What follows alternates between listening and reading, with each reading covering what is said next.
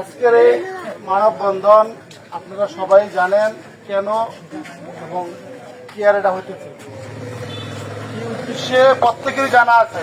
ঠিক, তবে আপনারা জানেন যে গত 8 তারিখ ডক্টর মোশাররফ হোসেনের স্যারের এক জনসভায় যাওয়ার জন্য আমাদের এলাকা থেকে 12 করার প্রত্যেকটি লোক যাওয়ার জন্য পাগল হইয়া দাউদকান্দি গেছে। ওই দাউদকান্দি যাওয়ার পরে আমাদের ইউনিয়নের সাবেক চেয়ারম্যান আলাউদ্দিন উনি তার দলফল নিয়ে, উনি তো বিএনপি আমরা জানি, কিন্তু উনির সাথে এমন কোন একটা দল চক্রান্ত আওয়ামী লীগের আছে, এই তারা আজকে আওয়ালের উপরে যে অত্যাচার করছে এবং যে মারধর করছে, তাদের একটা উদ্দেশ্য ছিল যে আওয়ালকে দুনিয়াতে বিদায় করে দিব।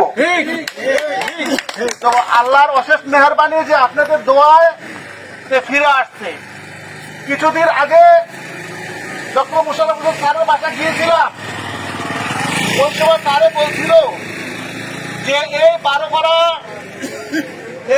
করার উনি 1918 সালে নাকি এই দেশে এই আওয়ামী লীগ থাকার কারণে যত ভোট পাইছে দাউদকান্দির কোথা থেকে তো ভোটতে পায় নাই। তবে আমাদের এই ইউনিয়ন নিয়ে ডক্টর মোশাররফ সাহেব খুব গর্ব করছে যে আমার ইউনিয়ন আর বারবাড়ি একই ছিল, হয়তো কোন কার্যকলাপে এটা হয়তো 2 ভাগ হয়েছে, তবে আমি মনে করি যেটা আমারই ইউনিয়ন।